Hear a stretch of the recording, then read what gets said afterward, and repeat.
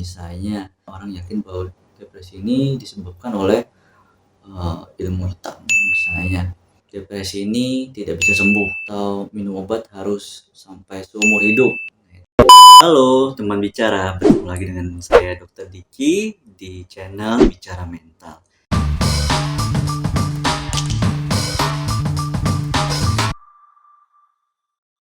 Nah, teman-teman sudah mengetahui tentang definisi depresi, etiologinya, gejalanya, tapi tetap tidak boleh self-diagnosis ya.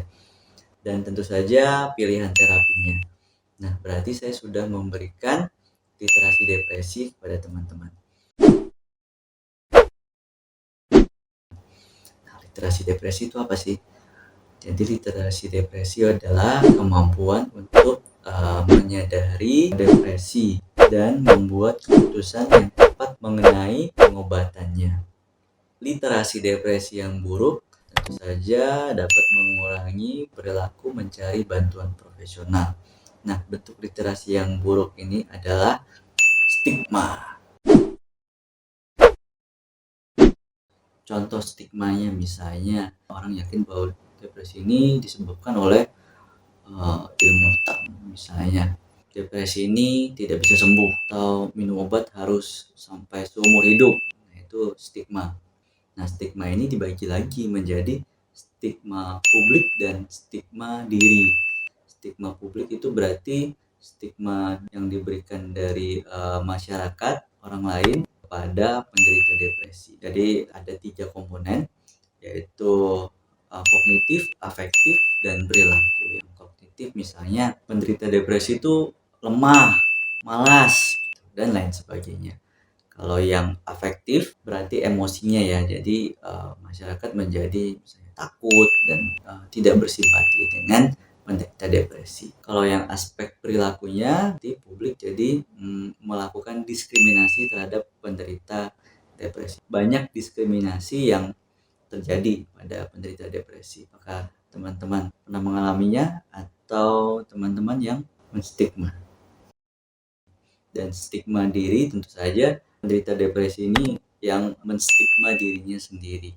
Aspeknya ada kognitif, afektif, dan perilaku. Kalau yang kognitifnya misalnya pasien jadi merasa saya ini malas, saya ini tidak berdaya, saya ini lemah. Kemudian aspek afektifnya, emosinya, pasien jadi merasa takut, salah, asa, dan lain sebagainya. Nah, perilakunya pasien menjadi tidak mau mencari pertolongan ke profesional misalnya. Dan misalnya sudah ke profesional, tapi karena stigma diri ini pasien menjadi tidak mau minum obat.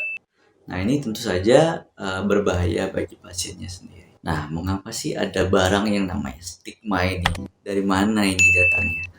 Stigma itu bisa datang dari macam-macam, dari apa yang kita dengar, apa yang kita lihat, apa yang kita tonton, termasuk apa yang kita tonton di YouTube.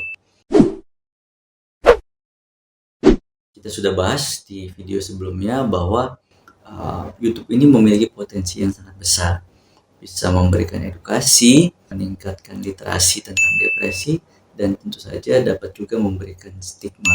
Dan alat untuk mengevaluasi advice yang diberikan melalui media YouTube ini masih kurang. Tapi kita bisa lihat seberapa besar suatu video ini bisa mempengaruhi penontonnya, walaupun tidak akan sempurna ya, yaitu melalui engagement. Engagement adalah tingkat interaksi penonton terhadap konten di media sosial. Nah, engagement ini bisa dilihat dari perilaku penontonnya yang misalnya like atau dislike, share, komen, atau bikin video reaction misalnya. Nah, ini kita sebut dengan active users. Dan active users ini hanya 10%.